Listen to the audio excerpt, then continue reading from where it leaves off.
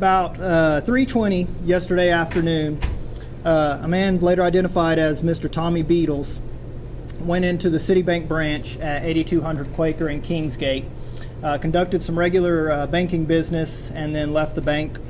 About 10 minutes later, about 3:30 in the afternoon, Mr. Beatles returned to the bank while there were no customers inside. Mr. Beatles went to one of the back offices where a loan officer was.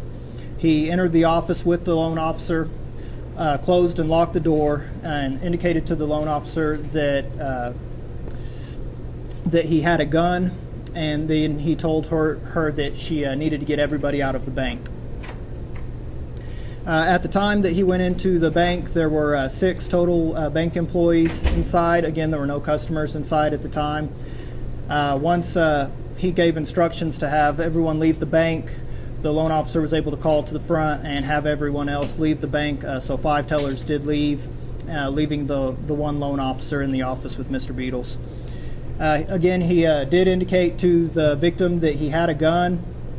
The victim could see something in his waistband, which she believed to be a weapon, and at that point she was placed in fear for her life. While I was off duty yesterday, I was at my house just doing some routine email checking on my computer and working on some training records for my canine Heiko, and I received a phone call about 3:30 yesterday afternoon. When the call came in, it was an unlisted number. It was a number I didn't recognize. 99% of the time I don't answer those calls because I don't know if it's a telemarketer or I just don't know who it might be. But for some reason, something inside me just said I was supposed to go ahead and answer it. I don't know why, but I felt like I was supposed to go ahead and answer the call.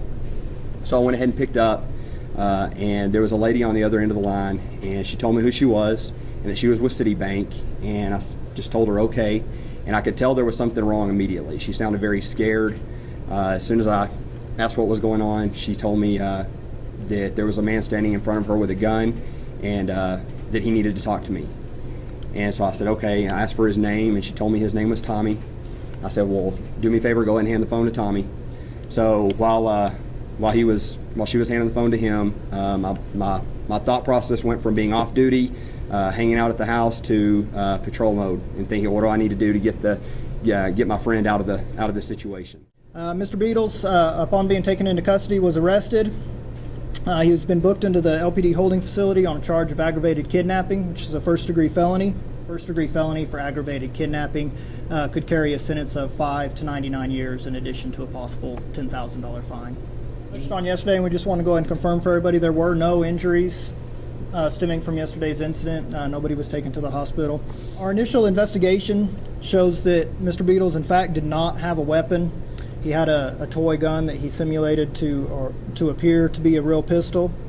However, whether the pistol was real or fake, he did indeed indicate that he was armed, and he did place those people in the bank, the hostage in particular, in fear for their life. Yes, it was a toy pistol that he had wrapped in electrical tape to make it appear to be a real pistol. At this point, I don't know what his state of mind or what his motives were, and that's something that I can't speak to at this time. At this point, what we are addressing are his actions, and that he did enter that bank claiming to have a weapon, placing people in fear of their lives and taking a hostage. It did take a tremendous amount of manpower yesterday just to manage the scene. It was a large scene. There were a lot of people there, a lot of people coming and going. It took a lot of effort to get things under control, to get people to a safe place, and so our patrol officers did a tremendous job responding and getting everything set up, getting the situation under control.